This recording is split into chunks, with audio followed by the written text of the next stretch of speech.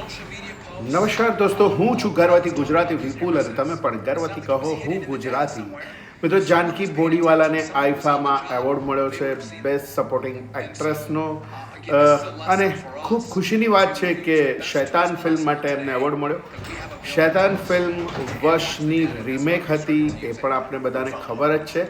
મજાની વાત એ છે કે હવે વશ લેવલ 2 આવી રહી છે અને અગેન જાનકી બોડીવાલા એમાં કામ કરી રહ્યા છે અને આ ફિલ્મ એક અલગ જ લેવલ ઉપર જશે એવું લાગી રહ્યું છે. અત્યારે બહુ જ જબરજસ્ત હાઈપ ઊભી કરી છે આ ફિલ્મે અને ફરીવાર એ જ મજા પડશે, એ જ જાદુ જોવા મળશે જે વશમાં જોવા મળ્યો હતો આપણને. પણ અગત્યની વાત એ છે કે એવોર્ડ મળ્યા પછી, જાનકી બોડીવાલાને એવોર્ડ મળ્યા પછી વશ લેવલ 2માં લોકોનું એક્સપેક્ટેશન ઓર વધી ગયું છે અને વશ લેવલ 2 એટલી જ મજા આવશે એવું લાગી રહ્યું છે. વશની જે પ્રકારે લોકોમાં ઉત્સુકતા છે એ જોતાં વારંવાર વશ વિશે વાત કરવાનું મન થાય છે. વશ લેવલ 2 વિશે બસ ટૂંક સમયમાં રિલીઝ થશે, પણ મજા એ આવશે કે આ વખતે વશ લેવલ 2માં જાનકી બોડીવાલાને શૈતાન માટે જે એવોર્ડ મળ્યો છે એના લીધે વશ લેવલ 2ને પણ વધારે હાઈપ મળશે અને વધારે લોકો એને જોવા જશે એ નક્કી છે.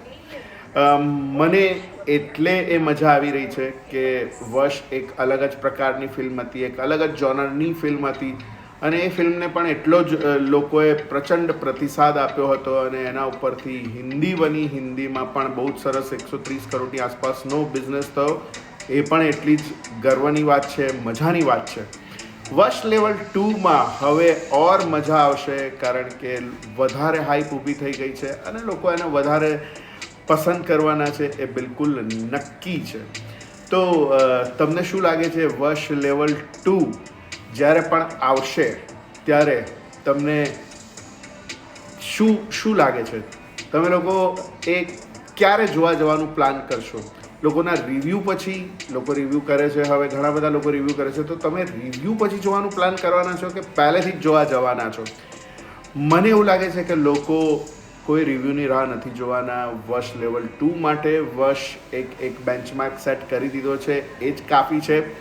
અને જાનકી બોડીવાલાને આ એવોર્ડ મળ્યો છે શૈતાન માટે, એ પણ એક પ્લસ પોઈન્ટ છે વશ લેવલ 2 માટે કે કોઈ પણ લોકો કોઈ રાહ નથી જોવાના અને વશ લેવલ 2ને એક અલગ જ લેવલથી માણવાના છે એવું મને લાગી રહ્યું છે. તમને શું લાગે છે દોસ્તો? વશ લેવલ 2 રિલીઝ થશે એટલે તમે ક્યારે જોવા જવાના છો? ફિલ્મ કેવી હશે? ફિલ્મ વિશે તમારું શું મંતવ્ય છે? કમેન્ટ બોક્સમાં કમેન્ટ કરો જરૂરથી. Thank you so much. મળીએ દોસ્તો નવા વિડીયોમાં નવી વાત સાથે. ત્યાં સુધી સ્વસ્થ રહો, મસ્ત રહો. આવજો.